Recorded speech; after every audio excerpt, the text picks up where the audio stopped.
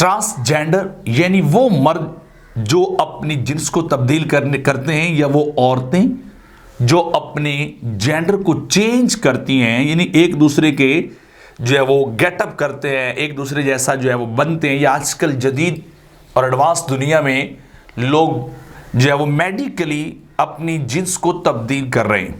یعنی وہ پیدا تو مرد ہوتے ہیں لیکن ان کے دل میں بعد میں خواہش ابھرتی ہے کہ نہیں، میں حقیقت میں عورت ہوں یا مجھے عورت ہونا چاہیے.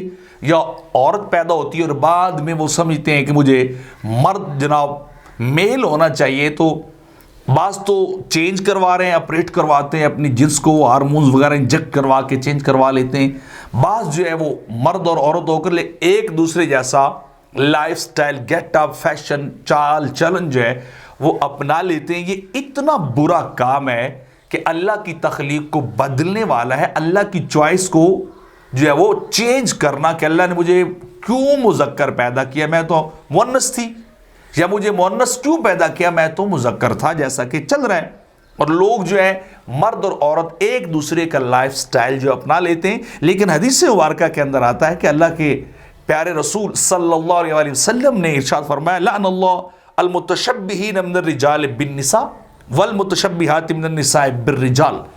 اللہ نے لعنت کی ان مردوں پر جو عورتوں جیسا لائف سٹائل اپناتے ہیں، عورتوں کی جنسوں کو اختیار کرتے ہیں ظاہری طور پر، یا وہ حقیقی طور پر انپریٹ میڈیکلی وہ کرواتے ہیں. یا ایسی عورتوں پر بھی لعنت ہے، المتشبہات بالرجال، جو عورتیں ہو کر مردوں جیسا طرز حیات، لائف سٹائل جو ہے وہ اپناتی ہیں، اور پھر وہ معاشرے کے اندر زندگی اس طرح گزارتے ہیں. اور اس کا نقصان ظاہری طور پر یہ ہوتا ہے کہ وہ نہ دھوبی کا کتا، نہ گھر کا، نہ گھاٹ کا.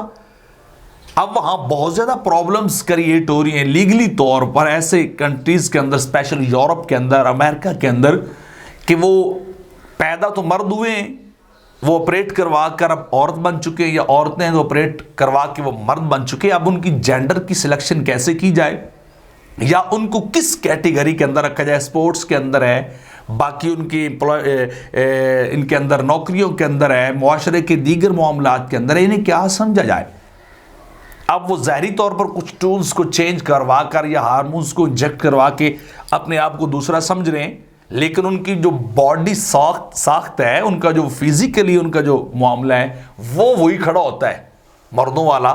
تو ایسے کئی معاملات کے اندر، اسپیشلی سپورٹس کے اندر پرابلمز آ رہے ہیں کہ جہاں وہ ٹرانسجینڈر جو ہوتا ہے، جس نے جنس کو چینج کیا ہوتا ہے، وہ گھس جاتا ہے. مثال کے طور پر مرد ہوتا ہے، عورت بن کے عورتوں کی جا کے وہ سپورٹس کے اندر جا کے جب وہ گھستا ہے، شامل ہوتا ہے، تو وہ ڈیفینیٹلی وہ جیت جاتا ہے.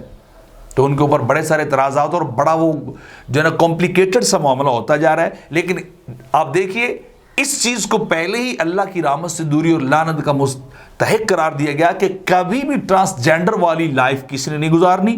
جو اللہ نے آپ کو سلیکٹ کیا ہے، خالق نے جو آپ کو بنایا ہے، اللہ رب العزت تبارک اللہ احسن الخالقین، اس سے بڑھ کے کوئی پیدا کرنے والا، خوبصورت بنانے والا نہیں ہے.